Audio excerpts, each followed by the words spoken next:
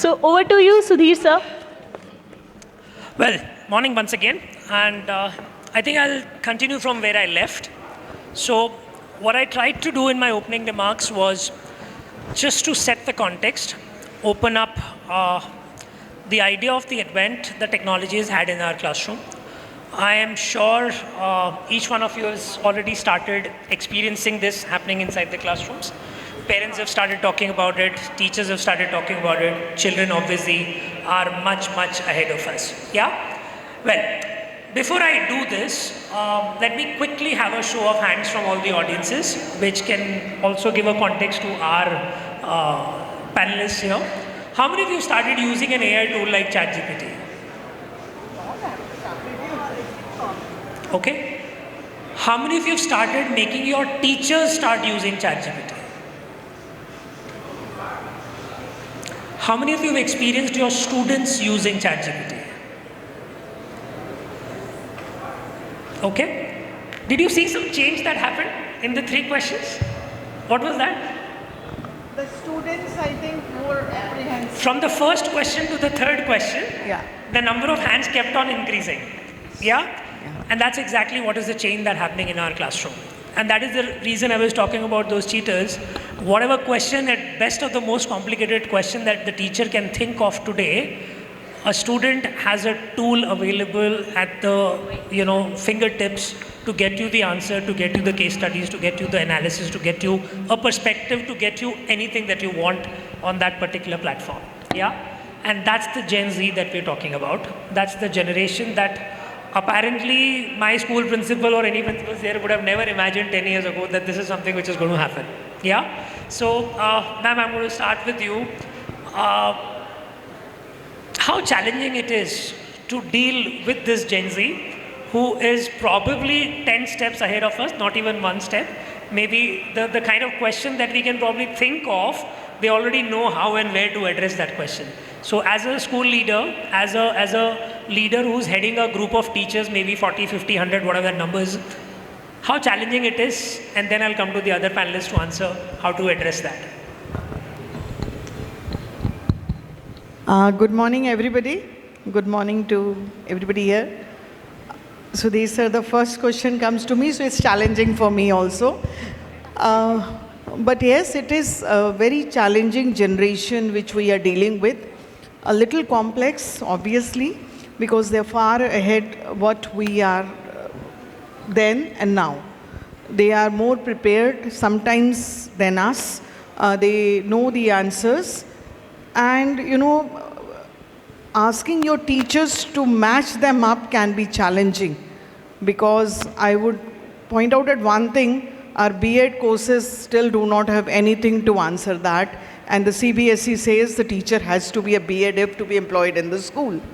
So are we, really matching up as teaching fraternity with these children who are, every day learning, they are at ease.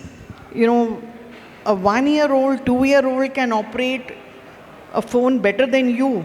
And sometimes, you are red-faced in front of your children where they tell you, ma'am, this is not like that. The PPT has to come from there. So, the first thing which we have to do is we have to keep ourselves upgraded. I think unlearning whatever we have learned, and then motivate ourselves that we can do it. That is so important that, we keep upgrading. We cannot be left behind by this generation. They are smarter, they are more active, they know all better than us, and as sir rightly said, efficient cheaters. So if they are going to be so efficient, then as teachers we should be super efficient. I think that is the challenge, to make ourselves super efficient. Thank you so much. Thank you so much, Sangeeta ma'am. That was, at least I would say, the most honest confession maybe that can come out of a principal. Well, with this, I think, Dr. Anju, I'll come to you. We know this for a fact that kids are ahead of us. We know this for a fact that it's a challenging time for the teaching and education fraternity. Yeah? But do you really think we are in the process to prepare for these challenges? Is it, ma'am has already identified one of the problems is our B.Ed program, so you have a regulatory issue. But one of the challenges that I have always seen is a resistance, to probably change. We still go to a school hoping that we need to complete our syllabus, we need to make sure that we are ready for the exam and we're ready for the assembly and the events and etc. So the whole cycle in a school gets repeated year on year on year and year. But the problem is the society which we are living in today, nothing is getting repeated. Anything that you're doing on ChatGPT today, it's not guaranteed that you will probably be doing that next month. Yeah, so how do you prepare for one such scenario? And are we really preparing for it, or are we still holding on to the old processes, and that's the reason making it more challenging every day?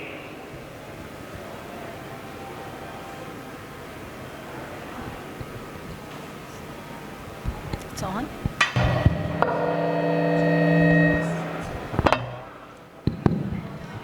Good morning and Sairam. Change is the essence of life, as we all know. So I feel AI, technology, it's not the future of Bharat, it's the present of Bharat now. And we need to change and adapt things as they are going in the world. Only thing that's very challenging for us is the ethical values that the children need to follow with it, or even we as grown-ups. As we say, it's the human heart versus hardware. It's the soul versus silicon. That's the difference. And it reminds me of Elon Musk and Kay Reeves, the famous actor. Once they were in conversation. And we all know when it was asked to Elon Musk, it was all technology, the future. But Reeves, he was the one, and there was a pin drop silence that we should take into consideration feelings also. You may have robots, you may have AI and everything, but feelings are the things that will drive the world sooner or later. That's the essence that I feel. And with the pace, AI, technology, everything is being introduced in the school very soon, like we used to have earlier. There's the school, English medium school. It's not far away that it will be ABC school, AI affiliated. It's the need of the hour, I feel. So we should adapt everything. Only thing is controlling what's negative and making the optimum use of it with taking into consideration the advantages of it. That's what I believe. Absolutely. I think I agree. So any new technology, anything that we do new, comes with its own pros and cons. Everything has a flip side in life. So there's this no denial that anything that is probably being advantageous to a large society, there are people who are probably getting negatively impacted by it. They will have a pro side to it. I think that I'll come to Dr. Prakash. Prakash sir, I'm going back to the question that I asked ma'am. Are we still struggling at the teachers level or maybe at the management level in terms of the resistance which is still there? So I understand the challenges which are there, but it's the motivation of the teacher that I'm trying to get into, or the principal maybe, right? How comfortable would you be if you were to, ask your teachers to celebrate the cheating rather than restricting it? I'll first of all talk about this Gen Z, for which we are talking about Gen Z learners, and the great challenge before the leaders, as very rightly Sudhirji told, we'll be having a mixed kind of teachers with us. Maybe some of Gen Z and maybe of other generations, right? So it's not only challenge, but it's opportunity for us also. So what we have to find out, we may not be, what Sangeeta ma'am was talking, we may not be those digitally sound or technologically sound as this Gen Z people are there, because they are born with the technology. They are the learners who are born in late 90s or say early 21st century. So we have to understand their problems. At the same time, do we give them the autonomy and the choices? So I think it's opportunity more than the challenges if we understand their problems. Definitely they are not going to listen the long lectures which probably we were listening from our teachers, because they do not have patience now. They are all the time with the technology, with laptop and digital gadgets and all the things. So what best we can do is, we also talk to them to the points, the big and complex things or the topics or speeches, we can break down in the pieces and we talk to them. More challenging, what your question was basically is, can we connect them to the humanitarian ground? Because that is somewhere now will be missing. Because they are good in technology, but at the same time, ultimate aim of our education is not making them the doctors, engineers or what, but making them the good human beings. So that is, I feel, a great challenge. And as a leader, we can do it. Okay. Prachi ma'am, I'll come to you. Once again, I'm repeating this maybe for the time. The challenges at the teachers' end. How much are we preparing our teachers to meet up to these challenges? I think teaching as a profession is a noble profession. So I believe that all the teachers are forever ready for any challenge thrown at them. Whether it is AI, whether it is the new education policy, anything. Our teachers, whatever age they are, whatever generation they belong to, they are always and always ready, and that's the reason they are in that profession also. When I talk about how ready our teachers are, that as a school management and as higher authorities, we have to give them positive motivation for them to adapt to technology. And I think the resistance needs to be changed to resilience of learning new technology. So when we are talking about AI, like how ma'am said, now we need to be AI affiliated schools. I think that itself shows that how adaptable we are. So I think in this first 5 minutes of opening remarks, what I've got is the why and the how of it. We all know that we need to, right? Theoretically, I've heard it from all of you that yes, we need to, and we are, kind of ready for it. I'll start with Bhavna ma'am here, and I'm very specifically looking for a real life practical example. How you brought about a change in your classroom, something that you were not doing 10 years ago and you're doing today. Something that you were not okay with 10 years ago and you're okay with it today. Good morning. Thank you for a new question. And I'm sure people will accept my perspective as well on this question. See, basically we have to accept that we are undergoing an intergeneration trauma. I love the word. Right? Why I'm saying intergeneration? Because I, as a leader of Vidyasagar School, and I have teachers, those who are working there since a couple of decades. So I have a mixture, or it's a heterogeneous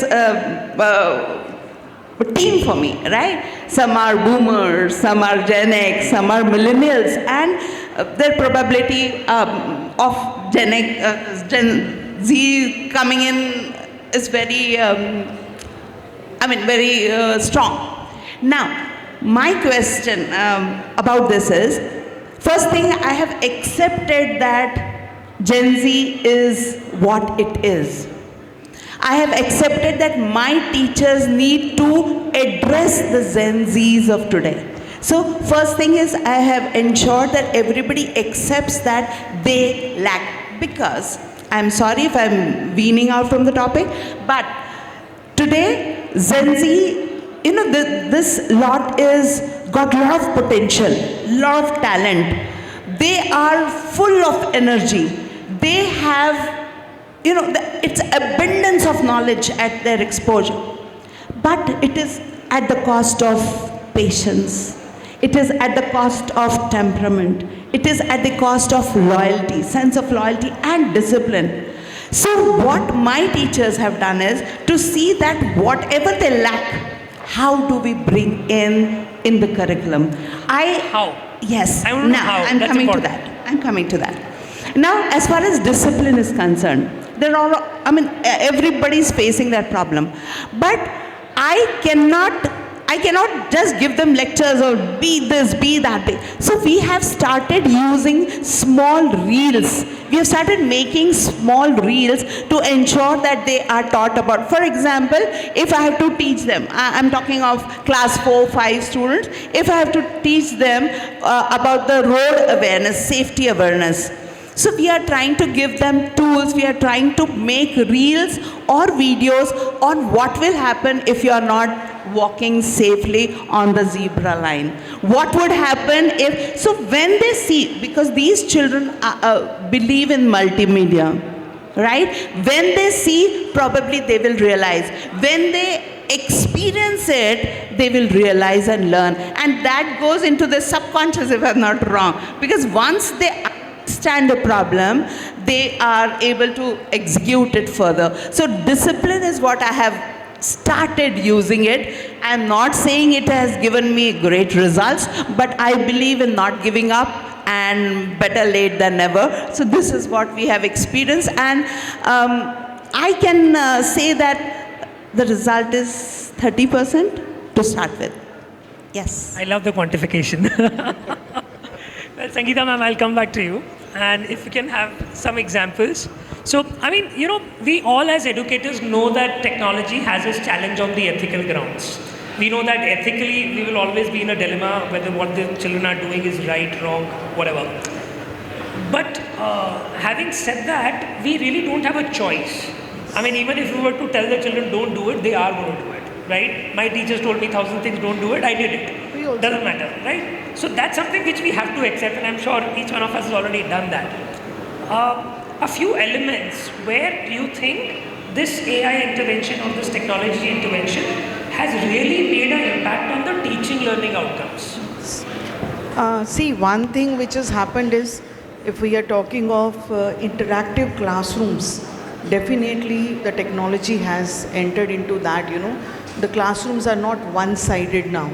You know, you have teachers acting as facilitators. You are empowering your teachers also. You know, if a teacher has to talk for 45 minutes, can she talk? I am sure even the children don't have the patience, as Prakash sir rightly said, you know, to even, you know, change that output. So one thing which I have believed, you know, has transformed, you know, because 33 years is a long journey for me also. So started from maybe a traditional sort of a teaching to now more modern sort of a school, you know, where interactive panels are there, where, you know, lessons are as per your learners. Have we ever thought this, you know, like these Gen Z, they are not afraid to ask questions, you know. When I sit in a classroom, if they do not know or they don't understand, they get up and say, ma'am, we don't understand. Which is absolutely, sometimes, you know, absolutely, you can be a slap on the face of a teacher कि बच्चे को क्यों समझ नहीं आ रहा है. But teacher has to change, and technology will help you there. You know, to understand these Gen Zs better. You know, we can talk of value, as ma'am said rightly, humanitarian grounds, reels, everything. This is the way they learn. We have to accept it. And we have to transform our classrooms into that. And I find, you know, when you transform your classrooms into the way the learners want it, the learning outcomes are much better. The learning is permanent. Assessments for that matter. You know, any child would not want a type of an assessment, you know. I hope even the board changes the way you are asking questions. We are shifting to application-based questions. They may not ask you a direct question, they may ask you something, the application of it. So, you know, this is what has changed over last so many years, and I'm sure next 10 years, we're talking of alpha, beta, it will change again. At the moment, AI is entering, as ma'am said, you know, AI-driven schools, AI-affiliated schools, but all said and done, the classroom experience cannot go without a teacher. Absolutely. You can have interactive boards, that humane touch, and you know, teachers are more connected. You know, the teachers who are more, you know, tech savvy, they are more closer to this generation. So, ma'am, I think I've participated in so many conferences, moderated so many panels, and this is one line that I've always heard: nobody can replace the teacher in the classroom. Yes. I agree, 101%. There's no denial, right? Nobody can replace a teacher in the classroom. This is an, you know, eternal truth. Yes. But there's another eternal truth which is catching up. A tech-savvy teacher will definitely replace a non-tech-savvy teacher. Yes. That is going to happen. That's what I'm... Right. So there is no way. I mean, I remember those days when we used to ask teachers, do you know Word, Excel and PowerPoint? Yeah, that was the necessity because they wanted to create question papers, they wanted to make the PPTs and whatnot. But gone are the days. Now you go to a, you go to a Microsoft Word and you have a co-pilot who can do the entire question paper setting for you. You don't even need to do the formatting. Yes. And that's exactly where I think the change is coming, and we will have to be ready for it. Well, with this, thank you. I come to Dharini. From the field of, I think, humanities, from the field of, I would say, creativity and maybe the talent which is probably inherent. Not sure how much AI can contribute into this space. Not sure how much technology can impact this because it's all about your inherent talent and maybe nurturing it beyond that level. Do you think technology has some impact on the way we've been transacting these subjects? I don't know if I should call it a subject, but yeah, maybe a skill or an art or whatever you would want to address it as. Sure. Thank you. I think first of all I must start by saying I think this is not a subject, but I think humanities or skills or co-curricular activities will soon become far more mainstream as we progress over years. We heard from all the educators talk about how what is more essential is emotion. How do you help children manage their emotions, their feelings? We heard about how we need to replace the lack of discipline, patience, focus, which technology and exposure to social media is bringing, and this will be bridged by these activities. When we speak about music, performing arts as a space, that space itself has evolved so much. Like you said right now, that no one can replace a teacher, but someone will definitely replace a non-tech savvy teacher, right? So technology and music inherently so tech integrated. You can do so much on music. You all see, Instagram, the most happening social media platform for the young generations. See how much of music you can make. See how much of customization you can do with music to your own videos, to the kind of feeling you want to communicate. All of that can be done now. So music, dance are all tech integrated. You can suddenly enhance the same, like this morning these children performed. If I add a little bit of backing tracks with it, with some stuff, that music experience can be elevated to a very different level altogether. So this is going to be your mainstay subject. I think these subjects will become so integral that children will learn discipline, patience, regulation, ability to rejuvenate, relax, and most importantly connect with themselves through this, because otherwise they are so disconnected. We were chatting this morning that I was reading an AI post as to how will I erode a human being. And I told you, I said, one part was that I'll make everything convenient, right? The second part that it said was about how I will not let you do anything without my assistance. So once you teach these fine, art subjects to your learners, you're actually helping them to make sure they connect with themselves. They become clear thinkers. The most beautiful point about creativity and critical thinking that we keep talking about is how do I become creative until and unless I have exposure, right? I always tell most, educators that I meet with, they always tell me, but everybody doesn't like music, right? Everybody doesn't want to learn a musical instrument. Then why should I give everybody a music? So I tell them, ma'am, but if you give maths and science as an option, do you think everybody will choose? But you mandate it, right? So you must give music, arts, dance and drama as a mandatory subject, because only then they will be more holistic. They will be nurtured. They know what they want, what they like, what they don't. And that's what will evolve them as better individuals. We all, as people, want better individuals, better human beings for our society. And this is what will create the characteristic of it. With technology, with evolution, and with enabling that connection with self, which will become so important in the years to come.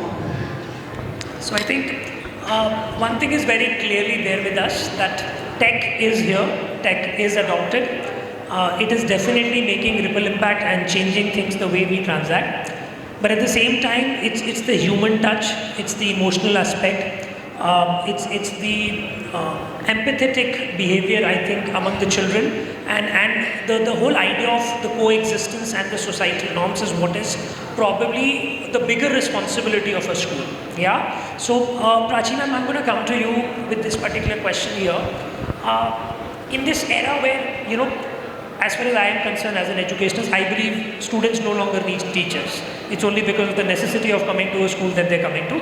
Otherwise, they're pretty much self-sufficient, my personal belief. For the subjects, for the knowledge, how critical is a teacher's role in shaping these human angles of it? And how much of an importance are we giving it in the classroom? How much have we left behind the syllabus? And how do we focus more on these aspects of human development and that critical thought process of building a society, being bonded, because one of the worst things that technology has done is that every human being has become aloof. We have, you know, so many mental issues that is happening. I mean, the word mental health I've probably heard in the last 1 year as much as not heard in the last 40 years. So where are we heading and why and how? So I always believe that our generation of students are digital natives. They're born with tech in their hands. You know, we all are immigrants to this world, but they're born with all of it. But like how ma'am said, that feelings, that connection, empathy, gratitude, all of these are important factors if we are looking at a brighter future. Not just making children technologically adaptable to every situation, but also humanly adaptable to situations. You know, the world is going to bring in its own problems.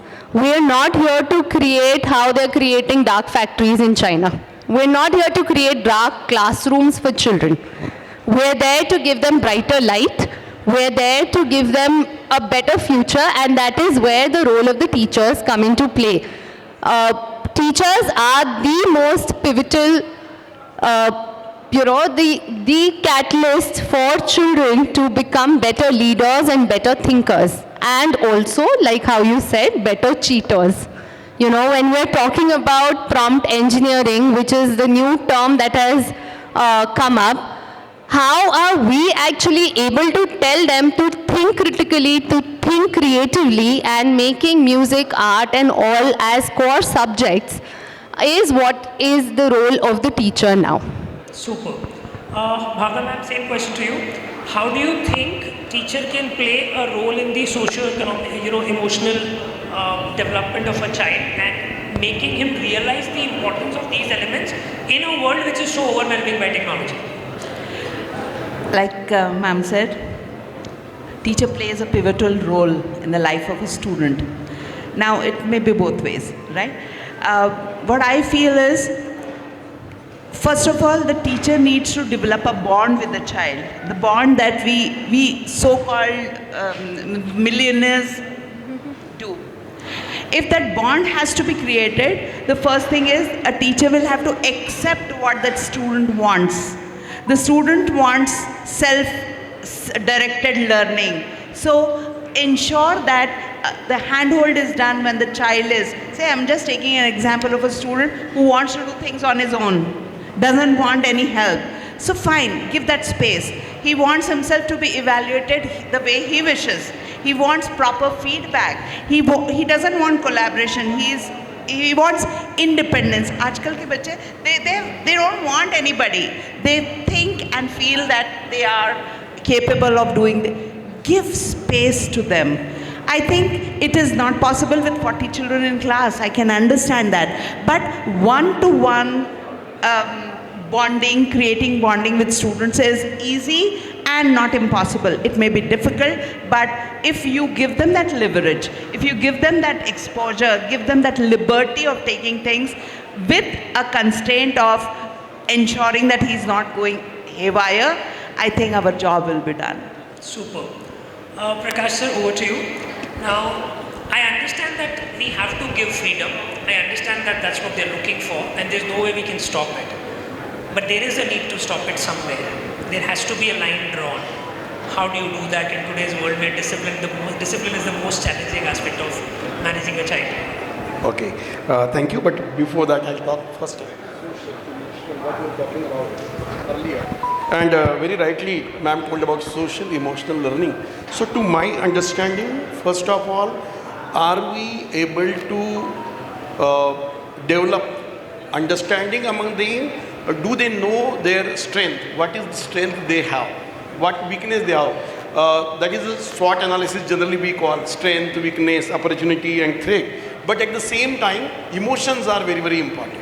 Otherwise, today you see, we all the time talk about happy schools.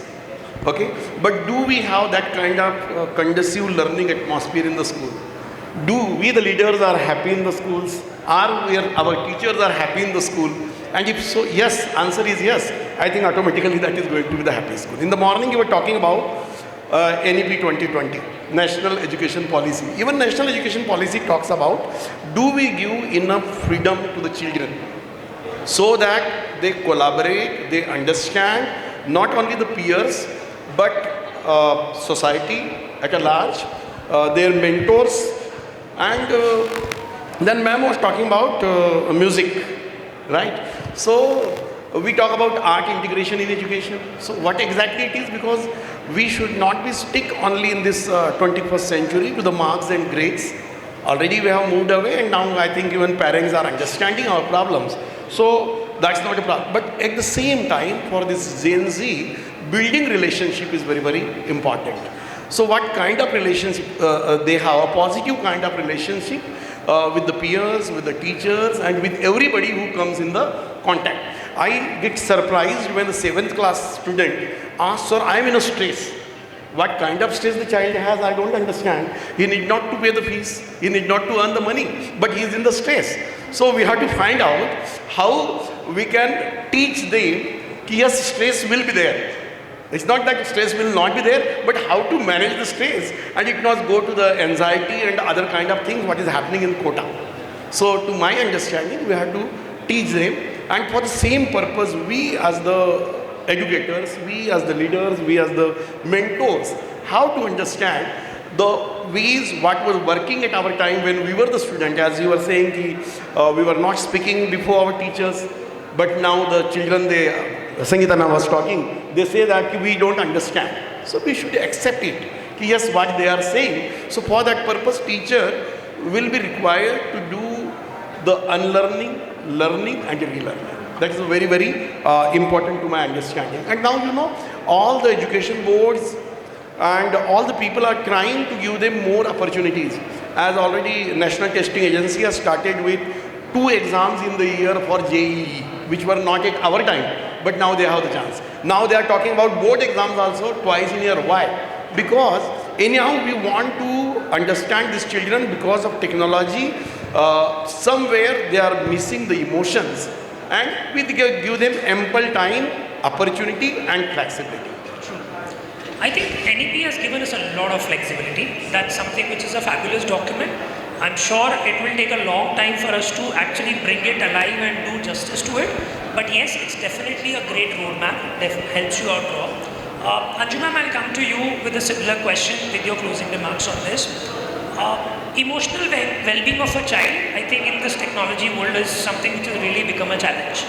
And we all are, while being empathetic to this Gen Z, I think we have our own struggles, because on one side we need to be at par with them, we need to be empathizing with them. Okay, we think like you or we are trying to be like you, but we also know that okay, being exactly like them is not really going to help. There has to be a line where we need to draw when they get carried away, and it's probably our moral ethical job to bring it back into the realms of the social cultural thing. So how do you strike that balance between the tech part and the emotional aspect of it? Like we say, digital natives, this new generation, they are. So they are sailing in an ocean of opportunities, I feel, with lot many exposure being given with smartphones, social media, then they have all the gadgets, that is there. But in order to balance it, the emotional part you're talking about is like we have social media managers. So we should replace it with social media mentors. They should be there to guide them at every step and let them know how to upskill their skills and give them business insights and futuristic vision. They must provide them, to strive better. That is important. Ma'am, the challenge is that we are not in a position to become their mentors. Okay, let me give you something. How many people in the audiences are pro at using Instagram? How many of you are okay at using Instagram? Let me put it that. And let me make a very honest confession. When I was in college, there was something called as Orkut. Yeah. I don't know if you heard of that name. Yeah. And then it kind of vanished and Facebook came in. So I was the very early users of Facebook. Till date, my entire batch, my entire classmates, everybody is on Facebook. I'm a pro at Facebook. Yeah. So if you go to my Facebook page, you will probably find hundreds and thousands of posts. But you go to my Instagram page, there are only 7 things posted in the last 4 years. That bad I am. Yeah. Why? Because I think when we get busy in our schedules, when we get busy with our work, adapting this new technology, while I have no resistance to technology, there's no time to actually experiment with it. And embracing all these technologies, like any form of art, maybe I'll bring it to Sudhir with that, demands a lot of time commitment. And I think while we say that they are impatient and they are these things, we also don't have the time to embrace this. Now, how do you solve this problem? I agree, you have to be a mentor with them. For you to be a mentor of something, you need to first master that skill, right? Obviously, and that is where the challenge is. Obviously, we need to. How do we? I'll tell you one thing. I have an 18-year-old. He's just going to turn 18 now. And I am probably most updated on everything that's happening on all the social media platforms that he's on. I'm not a pro at using it, but I know it. You have to be able to create a bond in the sense that I should be able to accept and communicate with this age group without being judgmental about their opinions, their views, and their choices. Okay? I can share what I feel about it, but whether he or she doing it is right or wrong is supposed to be left in the open for individuals to evaluate by giving it a situational, explanation. There was this very famous show. There was a huge controversy about India's Got Latent. The most followed show on YouTube. I saw it, and my teenager said, "You have to watch this with me, Mom. You have to." Now see, there are 2 ways of doing it. One is you feel, how can I watch this with my son? I mean, the language was obscene. It's so horrible. But I have probably watched all episodes with him. And I realized, what I tried to see through it, my God, there's so much of creativity with every participant. Yes, there is a good and bad of everything. I was trying to look at the good and I was telling him, my God, there's such good talent. Do you think you will go on a show like this? And you will be crucified for doing what you're doing? And so you become a mentor, you become a facilitator, you become an insider. When you become a usual communicator, you have to be able to relate and understand rather than make an opinion about it. Oh, this is not good. Don't watch this. This is not. Then I will stop telling you what I'm watching. I will stop talking about what is available on the platform. You all must watch this Netflix series if you've not already watched. Adolescence, most talked about it, isn't it? We don't understand what was happening on Instagram, right? But this is the reality of the children, that the world that they're living in. If they can't come and tell this to us, or if we are not aware of this, then how can I be a mentor, a parent, or just a good guardian to any child, right? So I think that's what we need to build. We need to drop our barriers in our head and stop looking at the black and white from our lens and try and just absorb what is happening. I think that's so beautifully put. The idea is very fundamental. The world has changed and we need to embrace it. And the best way to probably embrace the change is to first stop being judgmental about it, right? It's like I started off with cheetahs. what they're doing is probably cheating in our eyes. In their eyes, it's probably being the most efficient, and that's something which I think is the change that we need to be done. Do we have any opinions or questions from the audiences before we close, or any advance? Gurdeep is very particular on that, I know. Any questions we have, any opinions we have, more than welcome. Otherwise, we're done. Thank you. The perception, what could be ethical for us could be unethical for them. Absolutely. So, ma'am rightly said, I think all the educators here should watch adolescence, and it actually tells you that how obsolete we are. Indeed. Absolutely. I think the best takeaway that I have from the diocese, I've never seen, the number of cities that I've been to, I would say the most honest acceptance of the fact that, all right, if we are obsolete, we are. Doesn't matter, but we need to catch up. That's the most thing that I've seen here. Thank you so much for being a lovely panel. I guess I'm taking this. Any question? I think we're done. So we can end this panel. So we can end this panel. We can end this panel, wonderful panels by the panelists. Thank you for the very informative session, informative panel. So I request Dhani ma'am to please felicitate Sudhir sir, the co-founder, Credence International School, Mumbai.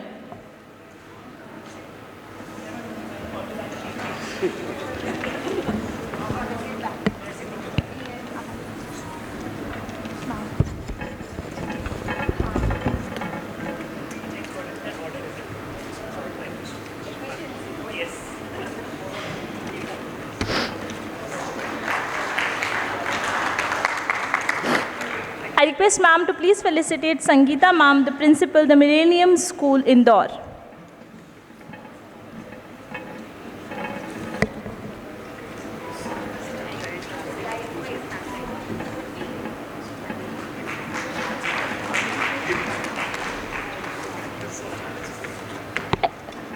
I request ma'am to please felicitate Prachi ma'am, the founder director, Sherringwood World School, Indore.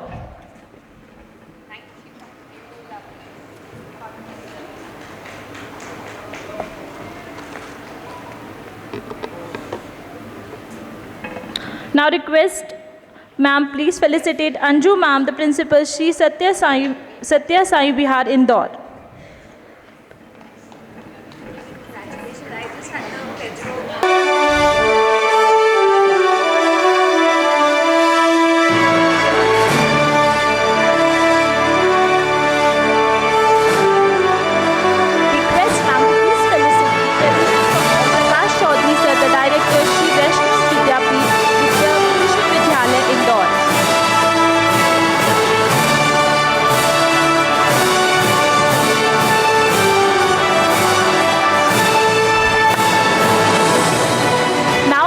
Sudhir sir to please felicitate Dhani ma'am, the co-founder and co-CEO of Potato School of Music.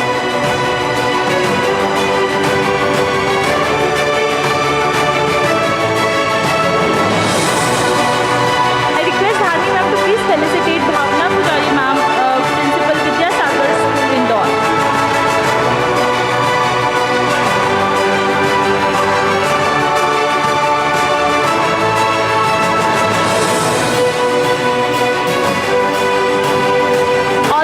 Please come on for a group photograph also.